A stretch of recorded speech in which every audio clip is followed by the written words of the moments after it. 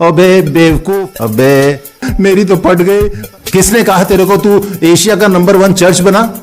क्या तेरा चर्च के बिना काम नहीं चल रहा? सारी जगह की भेड़ें आ जाओ मेरे पास। हाँ, अंकुर नरूला एक इकलौता पूरे हिंदुस्तान में, क्या पूरे वर्ल्ड में एक इकलौता अंकुर नरूला और बजिंदर सिंह है। मैं जिसके नाम से आ रहा हूं ना, उसका नाम है सेनाओं का यहोवा। तेरा जो बाप बैठा ना गोलियत, अंकुर नरूला, उसके साथ में ये जो मैं स्टेप उठा रहा हूं, मैं यहोवा के नाम से, परमेश्वर के नाम से उठा रहा हूं ये सारे। सभी को जय मसीह की, प्रेज द लॉर्ड, परमेश्वर की हजूरी में। तो जैसा कि आज का मीटिंग है डेडिकेट एक बंदे को, एक पास्टर जी जिनका नाम है सैमुअल माइकल, हालेलुया। तो सोचो, आगे भी क्रिश्चियन और पीछे भी क्रिश्चियन है। आगे नबी का नाम और पीछे एक एंजल का नाम। तो सोचो, एक ऐसा बंदा जो परमेश्वर के राज्य का नाम रख के दास है और बड़ा उम्रदार है, फिर भी उसको आत्मा में नॉनसेंस है। आत्मा में जिसे कहते हैं बच्चा, जिसे कुछ समझ नहीं है, जिसे कुछ वचन की नॉलेज नहीं है, बस सेवकाई कर रहा है पैसों के लिए। क्योंकि वचन कहता है कोई भी सेवकाई पैसों के लिए नहीं होता है, परमेश्वर के राज्य को बढ़ाने के लिए होता है, परमेश्वर के कामों को करने के लिए होता है। लोगों को इकट्ठा करने और भीड़ जमा करने और पैसे जमा करने के लिए परमेश्वर का सेवा नहीं किया जाता है। और जो कोई भी ऐसा करता है वो नकली है, वो फेक है, वो परमेश्वर की तरफ से नहीं है। हालेलुया। तो इतना सब आप जानते हो, आप सभी परमेश्वर के वचन से जुड़े हुए हो। तो उसे पैसों का लालच है, क्योंकि बड़े बड़े लोगों का नाम लेंगे, बड़े बड़े लोगों के ऊपर वीडियो बनाएंगे, उनको बुरा कहेंगे, तो उनको व्यूज आएगा, उनको पैसा आएगा, उनको उनका वीडियो ज़्यादा लोग देखेंगे, ताकि देखने के जरिए उनको पैसे मिले। हालेलुया। उस सारे चीज़ों का लालच उनको खोखला कर देता है। और परमेश्वर का वचन कहता है कोई भी दो मालिक का सेवा नहीं कर सकता। या तो हमारा मालिक परमेश्वर है या हमारा मालिक पैसा है। अगर आप पैसे को फॉलो करते हो, अगर आप ट्रेंड को फॉलो करते हो, तो आप परमेश्वर की सेवा नहीं कर रहे हो। फिर लोगों को वचन मिले या ना मिले, अगर आप किसी चर्च में जा रहे हो तो आप उनसे ये एक्सपेक्ट करते हो कि आपको वो वचन सिखाए, आपको वो परमेश्वर के बातों में लगाए। आप सर क्या चाहते हैं, वचन क्या कहता है वो बताए, ना कि आप ये चाहोगे कि वो अपनी बातें, अपनी अच्छाई, अपनी बड़ाई आपके सामने करे, ताकि आपके मन में उसके लिए इमेज अच्छा बने। बल्कि आप ये चाहते हो कि हम चर्च में जाएं तो हमें जीसस के बारे में बताया जाए, उसके वचन के बारे में बताया जाए। तो आज लोग ऐसा नहीं कर रहे हैं। कभी वो बंदा अंकुर नरूला को कहता है वो फेक है, कभी बोलता है वो शैतानी है, कभी बोलता है कि मतलब हर एक पास्टरों का वो विरोध करता है। मतलब जितने भी बड़े मिनिस्ट्रीज हैं, जितने भी बड़े बड़े पास्टर परमेश्वर के दास हैं, दासियां हैं, उन सबों का वो बुराई करता है, ताकि उनको रीच मिले, उनको पैसा मिले, उनको कंटेंट मिले। परंतु जो सच्चे हैं उनका विरोध करके लोग अगर पैसे कमा भी लें, तो भी बाइबल कहता है उनका पैसा किसी काम का नहीं है। जो अन्याय करके कमाता है उसका धन व्यर्थ हो जाता है, उनका धन उड़ जाता है। जैसे कि लोग बोलते हैं चोर का धन चंडाल ले जाता है। हालेलुया। तो उसी तरह उनका भी धन इधर से आया तो उधर से चला भी जाता है। लोग उसके चर्च में नहीं आते, इसलिए वो कहते हैं कि भाई लोकल चर्च में जाओ, लोकल चर्च में जाओ। अगर लोकल चर्च हमारा जीवित चर्च हो ही ना, वहाँ परमेश्वर का काम हो ही ना, वहाँ परमेश्वर का आत्मा हमसे बात करे ही ना, वहाँ के दास दासियाँ सही हो ही ना, तो हम लोकल चर्च जाके क्यों करेंगे? हमारा क्या फायदा होगा? लोगों की आत्मिक उन्नति कैसे होगी?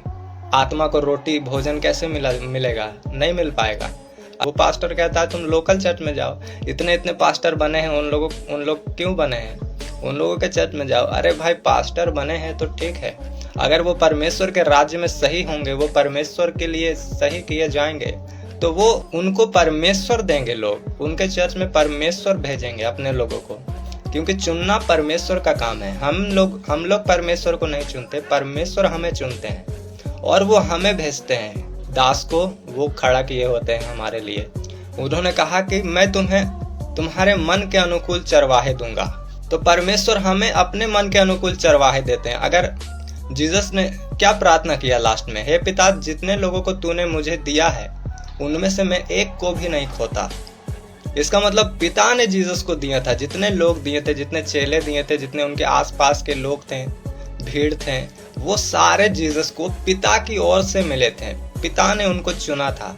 इसलिए जब पतरस ने कहा कि तू परम प्रधान का पुत्र है, परमेश्वर का जन है, तो जीसस ने कहा ये बात तुझे पिता की ओर से, पवित्र आत्मा की ओर से बताया गया है, क्योंकि बिना पवित्र आत्मा के कोई मुझे ग्रहण नहीं कर सकता। अगर आप रियल मैन ऑफ गॉड हो तो आपको लड़ाई झगड़ा करने की जरूरत नहीं है, दूसरे के चर्च से जलने की जरूरत नहीं है। आप बस अपना प्रीचिंग करोगे, अपना काम करोगे। तो ये मैं आपको क्यों बता रहा हूँ, क्योंकि मैं उन चाचा का वीडियो कितने दिनों से देख रहा हूँ कि 2 हफ्ता हो गया, वो लगातार एक ही कंटेंट में बनाए जा रहे हैं। कोई उसको रिप्लाई नहीं दे रहा, हम भी रिप्लाई नहीं दे रहे हैं, ना कोई पास्टर रिप्लाई दे रहा है, बट वो बनाया जा रहा है बैक टू बैक अंकुर नरूला के विरुद्ध। कभी बोल रहा है वो फेक हैं, कभी बोलता है वो लालची हैं, कभी बोलता है वो शैतान है, कभी क्या ना क्या। परंतु परमेश्वर का वचन क्या कहता है? परमेश्वर का वचन कहता है जो तुझे श्राप देगा उसे मैं श्राप दूंगा, जो तुझे ब्लेस करेगा मैं उससे आशीष दूंगा। इसका मतलब अगर आपके मुंह से श्राप निकलता है, लोगों के विषय में, परमेश्वर के दासों के विषय में बुरा निकल रहा है, तो वो सारा शब्द आपको रिटर्न किया जाएगा। वो दास को नहीं लगेगा, ना उसको इफेक्ट पड़ेगा, परंतु वो रिटर्न आपके पास जाएगा। तो अभी इसका असर हमें दिख रहा या नहीं दिख रहा, परंतु बाइबल का लॉ कहता है कि वो तुम्हारे शरीर को इफेक्टेड करेगा। और उस बाबा को कुछ लेना देना ही नहीं, कुछ मतलब ही नहीं, वो बेफालतू का व्यूज के चक्कर में अपने आप को श्रापित किया जा रहा है। वो बोल रहा है लोकल चर्च में जाओ, लोकल चर्च में सब जाओ, क्योंकि उसका चर्च से लोग निकल के अंकुर नरूला के यहाँ जा रहे हैं, खामरा में जा रहे हैं, ब्रांचेस में जा रहे हैं। क्यों? क्योंकि लोगों को भी पता चल रहा है कि ये बंदा सही नहीं है, ये अपनी बड़ाई करता है चर्च में। ये परमेश्वर का वचन हमें सिखाने के बजाय अपना ही गुणगान करवाता है। इसलिए आज लोग भी जो परमेश्वर से प्रेम करने वाले हैं वो सच जान जाते हैं, क्योंकि जो परमेश्वर से प्रेम करेगा, ऐसा नहीं हो सकता कि परमेश्वर उससे प्रेम ना करे, परमेश्वर उससे प्यार ना करे, परमेश्वर उसे अपना आत्मा ना दे। तो हम अगर परमेश्वर से प्रेम करते हैं, प्यार कर रहे हैं, तो उसका आत्मा हमारे ऊपर ठहर जाता है, तो हमें वो सब बातें बताता है, बाइबल कहता है। फिर हमें पता चलता है ये बंदा सही है या नहीं है। उसी प्रकार उनके चर्च में लोग गलत को गलत समझ के वो उन्हें छोड़ रहे हैं और सही चर्च में जा रहे हैं। इसलिए उस भाई साहब को चिढ़ लग रहा है। वो कहता है कि लोकल चर्च में तुम छोड़कर क्यों वहां जा रहे हो? लेकिन बाइबल इसके विषय में क्या कहता है? क्या ये बिब्लिकली बातें हैं कि हमें लोकल चर्च में ही जाना चाहिए? क्या ये सही है?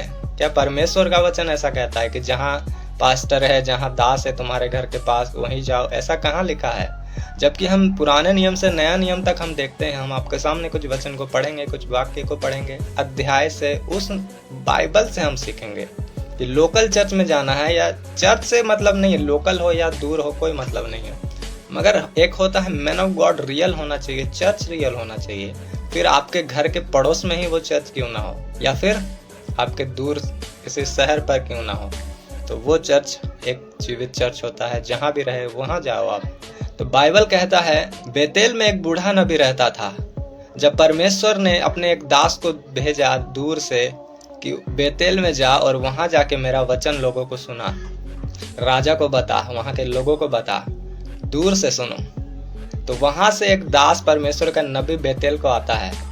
लेकिन बेतेल में भी बाइबल कहता है राजाओं की पत्री 13 अध्याय का 11 में कि बेतेल में एक बूढ़ा नबी रहता था और उसके एक बेटे ने आकर उससे उन सब कामों का वर्णन किया जो परमेश्वर के जन ने उस दिन बेतेल में किए थे, और जो बातें उसने राजा से कही थी उनको भी उसने अपने पिता से कह सुनाया। हालेलुया। यहाँ आप देखते हैं एक नबी को जब परमेश्वर ने दूर किसी गांव से भेजा बेतेल में, जबकि बेतेल में नबी था, बेतेल में दास था, बेतेल में परमेश्वर का जन जो अपने आप को कहता था वो था, लेकिन परमेश्वर ने दूर से भेजा एक नबी को कि वहां जाकर मेरा वचन सुना। आप नोटिस करना, तो उस एरिया का जो नबी का बेटा था वो अपने बाप को जाके वो सारा कुछ बता दिया कि देखो वहां दूर से एक नबी आया है, हाँ दूर से एक नबी आया है और यहाँ आके नबूवत कर रहा है, राजा को बता रहा है वचन, परमेश्वर का बड़ा बड़ा चिन्ह चमत्कार दिखा रहा है। जो परमेश्वर का रियल मैन ऑफ गॉड था वो आकर वहां बड़ा कुछ काम किया, बड़ा कुछ प्रोफेसी किया, बड़ा कुछ चिन्ह चमत्कार दिखाया, हीलिंग डिलीवरेंस किया।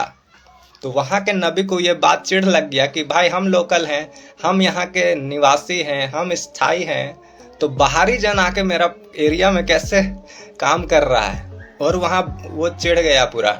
और फिर आगे क्या लिखा है वो फेक नबी, वो लोकल नबी, वो रियल नबी के पास जाता है, उसको ढूंढते ढूंढते रास्ता में, जब वो नबी अपना काम करके जा रहा था अपना एरिया, तो वो फेक नबी उसके पास जाता है, झूठा नबी जिसे कहते हैं बेतेल का। वो क्या कहता है वो रियल नबी को कि उसने कहा, जैसा तू नबी है वैसा ही मैं भी नबी हूँ, और मुझसे एक दूत ने यहोवा से वचन पाकर कहा कि उस पुरुष को अपने संग अपने घर लौटा ले आ कि वह रोटी खाए और पानी पिए। यह उसने उससे झूठ कहा था। हालेलुया। क्या कहा था इसने? झूठ कहा था। क्या बोला वो झूठा नबी? कि यहोवा के एक दूत ने मुझे कहा। सोचो, स्वर्ग दूत को भी अपना शामिल कर रहा है अपना झूठ में। आज लोग कहते हैं परमेश्वर का आत्मा ने मुझसे ये कहा, स्वर्ग से दूत उतर आया मेरे लिए, ये बोला मेरे लिए, प्रोफेसी हुआ, परमेश्वर का आत्मा मुझसे बात करता है, ये बोलता है, वो बोलता है। तो वो झूठ बोला, बाइबल कहता है। बेशक वो लोकल था, बेशक वो वहां का राजा के सामने रहता था, लेकिन जब परमेश्वर को काम पड़ा तो उससे दूर से बुलाया गया नबी को, और उसने वहां काम किया। अब ये नबी, झूठा नबी चिढ़ गया उससे कि ये मेरा एरिया में आकर कैसे काम कर बैठा, कैसे परमेश्वर का वचन सुना गया, हम यहाँ का लोकल है। जैसे वो अभी बूढ़े बाबा बोल रहे हैं कि लोकल चर्च में जाओ, दूर चर्च में क्यों जाना है, लोकल चर्च वाले क्या करेंगे, लोकल पास्टर क्यों बनाया गया है, परमेश्वर ने क्यों खड़ा किया है। तो बाइबल कहता है बहुत सारे अंत में झूठे नबी खड़े होंगे, झूठे प्रचारक खड़े होंगे, थोड़े बहुत नहीं, बहुत सारे। तो इतने सारे प्रचारक बन गए, इसका मतलब ये नहीं है कि सब रियल ही है, सब असली ही है। सबको हमें परखना है, सबको जांचना है। जो वचन से बाहर बातें करता है उससे दूरी बनाना है, बाइबल कहता है। तो यहाँ वो झूठा नबी था, और उसने फिर उस सच्चे नबी को झूठ में अपना फंसाया कि मुझे दूत ने भेजा है रोटी खाने के लिए, तुझे रोटी खिलाने के लिए, पानी पिलाने के लिए। जबकि सच्चे नबी को परमेश्वर ने कहा था वहाँ रोटी भी ना खाना, वहाँ पानी भी ना पीना, लेकिन उसने झूठ में उसे फंसाया, और वो फंसा। उसका बाद में अंतर तो उसके झूठ में उसने फंसा। जैसे लोग आज फंस जाते हैं कि पवित्र आत्मा ने मुझे ये कहा है तुम लोकल चर्च में जाओ, परंतु अब जो लोग फंस जाएंगे उनके वचन में तो वो क्या होंगे? नाश होंगे। जैसे यहाँ रोटी खाने के द्वारा ये सच्चा नबी मर जाता है। आप जितने भी सच्चे हों, फर्क नहीं पड़ता, आपको परमेश्वर कितना यूज करता है, फर्क नहीं पड़ता।